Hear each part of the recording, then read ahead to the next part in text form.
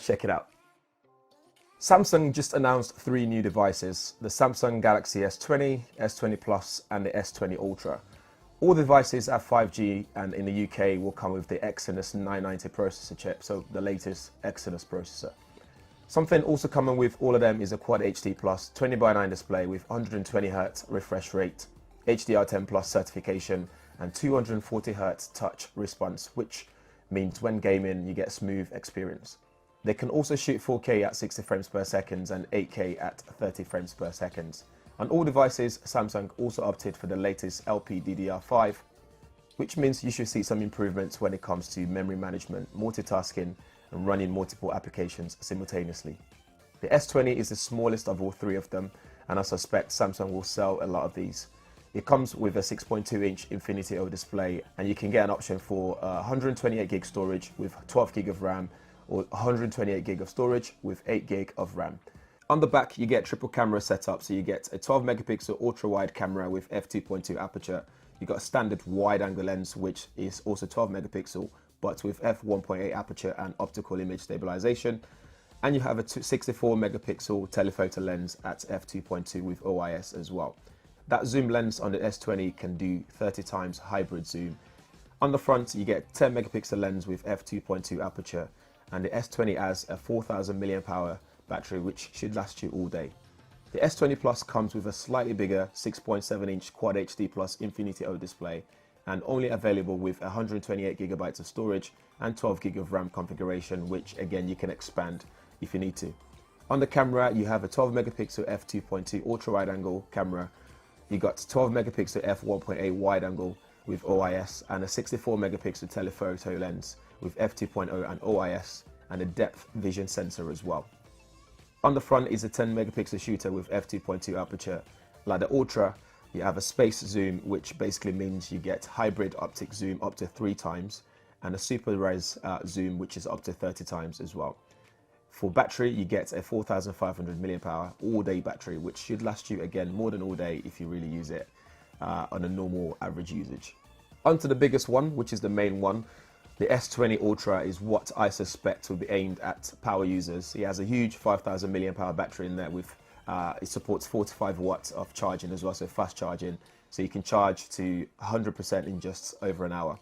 You have 6.9-inch Quad HD Plus display, Infinity O of course, and all of them are dynamic AMOLED display as well.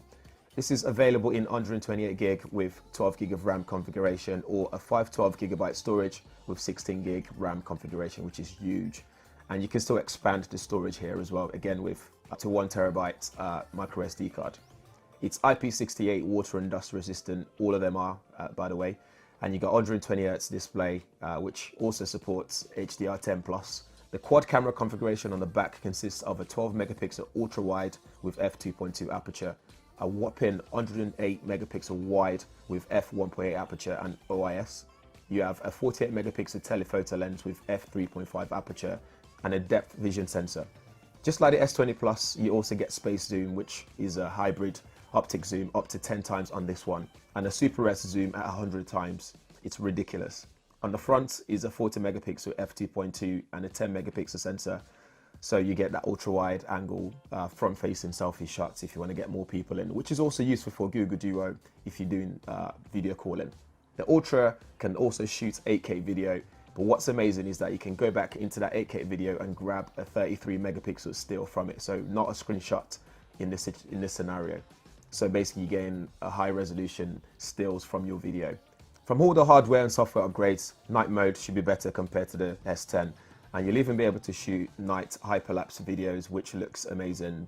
What's also awesome is you now have pro mode in video, so you can adjust aperture, shutter speed, ISO, and even change things like highlights, temperature and more. Back to that new single take mode, which is actually quite interesting. You'll be able to use all those camera lenses to capture a bunch of content at the same time, of which you can then get creative with, depending on what you want to do. This helps you to capture more content without having to worry about what you want to achieve in the moment. You can also capture a super high-res 108 megapixel images, and this is achieved using the nona binding or remosaic, meaning it captures 9 12 megapixel shots and binds them together to make a larger file at hardware level. It's great for those landscape photos. So if you're a landscape photographer like me sometimes, at a glance, you can just take a nice, big, like large image, and then you can edit it afterwards, depending on what you want to do. At a glance, it's very quick in processing images as well, which is something I was worried about initially, but it's very quick. First impressions, the camera bump, I'm not a big fan of on all the devices, but if you get a case, then it then goes flat, so you'll be able to hide it, sort of. The display on all three devices are amazing. It's actually really beautiful to look at. 8K video capture with the ability to grab a 33 megapixel still on the Ultra is amazing, though that's more of a pro user feature, I would assume. The battery capacity is very much welcome on the Ultra, although we need a real life test to see how that works. We all know what happens with Exynos devices when it comes to battery consumption. If you want the latest Samsung devices and a crazy zoom is not your thing, then the S20 is absolutely fine. The size is compact enough. If you want the best of both worlds, then you get the Plus, and if you want a pro user feature like me, then you go for the Ultra. And I actually really like that all of them are 5G ready. So that's it for the Samsung Galaxy S20 series for this year. Guys, let me know what you think in the comments below. In the meantime, if this is your first time on this channel, make sure you hit that subscribe button and the bell notification as well, so you'll be one of the first people to know every time there's a video on this channel. Thanks for watching. See you in the next one.